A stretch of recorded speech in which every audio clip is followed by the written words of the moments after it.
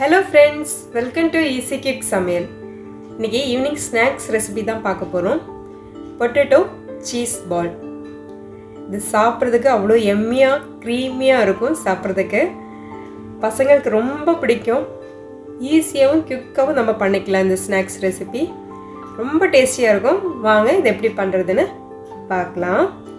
அதுக்கு 2 உருளைக்கிழங்கு 4 கட் பண்ணி குக்கரில் கொஞ்சம் தண்ணி விட்டு தேவையான அளவு உப்பு போட்டு ஒரு 3 விசிலில் உருளைக்கிழங்கு நல்லா வெந்துடும். இப்போ வேக வச்ச உருளைக்கிழங்கு நம்ம தோல் எடுத்துக்கலாம். தோலெல்லாம் எடுத்து வச்ச உருளைக்கிழங்கு வந்து நல்லா மசிச்சு எடுத்துக்கலாம். இதுக்கு ஏதாவது ஒரு வெயிட் இருந்தாலும் அதை வச்சு ப்ரெஸ் பண்ணாலும் வந்துடும். இல்லைன்னா இந்த மாதிரி மத்து இருந்தால் நம்ம ப்ரெஸ் பண்ணால் ஈஸியாக மசிச்சு எடுத்துக்கலாம்.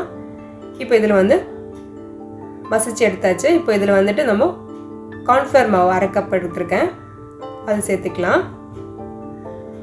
இப்போ பொடியை கட் பண்ணி வச்ச ஒரு பெரிய வெங்காயம், அது நான் இதில் சேர்த்துக்கிறேன். கட் பண்ணி வச்ச 2 பச்சை மிளகாய், அது இதில் சேர்த்துக்கலாம். இப்போ நறுக்குன கொத்தமல்லி, அது நம்ம சேர்த்துக்கலாம். இப்போ உப்பு சேர்த்துக்கலாம். ஆல்ரெடி நம்ம உருளைக்கிழங்கு வேக வைக்கும்போது உப்பு சேர்த்துருக்கோம், பார்த்து சேர்த்துக்கோங்க நீங்கள் உப்பு. இப்போது 2 டீஸ்பூன் அளவுக்கு ரெட் சில்லி பவுடர், மிளகாய்த்தூள் நம்ம சேர்த்துக்கலாம். இப்போ மிளகாய்த்தூள் சேர்த்த பிறகு 1 ஸ்பூன் அளவுக்கு கரம் மசாலா தூள், அதுவும் நம்ம சேர்த்துக்கலாம். இப்போ எல்லாமே நம்ம கையால் மிக்ஸ் பண்ணி எடுத்துக்கலாம். மிக்ஸ் பண்ணி எல்லாம் சாஃப்டாக குழச்சி எடுத்துடலாம். நம்ம உருளைக்கிழங்கு நல்லா பிசைஞ்சு வச்சாச்சு. இப்போ இதுக்கு கோட்டிங்கு நம்ம எக் ஒயிட் எடுத்துக்கணும். அதுக்கு 2 முட்டை உடச்சி அதோட எல்லாம் தனியாக எடுத்து ஒயிட் மட்டும் தனியாக எடுத்துக்கிறேன். அதில் கொஞ்சோண்டு உப்பு மட்டும் போட்டு நல்லா பீட் பண்ணி எடுத்துக்கலாம்.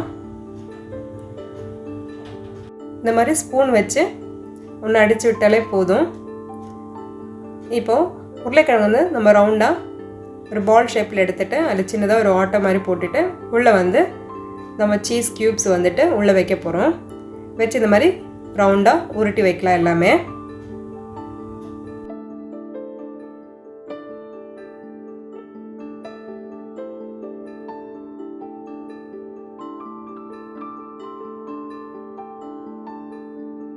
இப்போ உருட்டி வச்ச உருளைக்கிழங்கு வந்து நம்ம ஃபஸ்ட்டு வந்து ப்ரெட் கிராம்ஸில் போட போகிறோம்.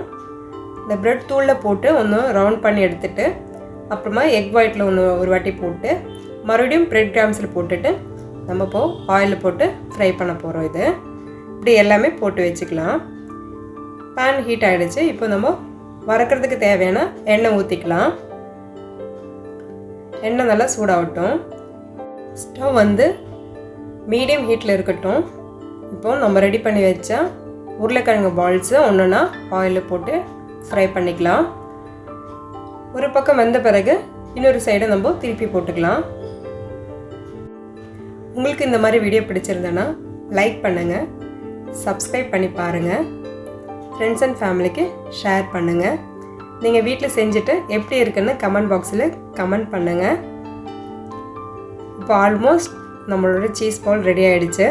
இப்போது சர்வ் பிளேட்டில் நம்ம மாற்றிக்கலாம். இந்த பொட்டேட்டோ சீஸ் பால் நீங்கள் ஒரு வாட்டி வீட்டில் பசங்களுக்கு செஞ்சு கொடுத்து பாருங்கள். மறுபடியும் கேட்பாங்க. அந்த அளவுக்கு டேஸ்டியாக எம்மியாக க்ரீமியாக இருக்கும்.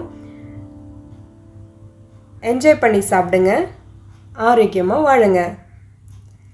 தேங்க்ஸ் ஃபார் வாட்சிங்.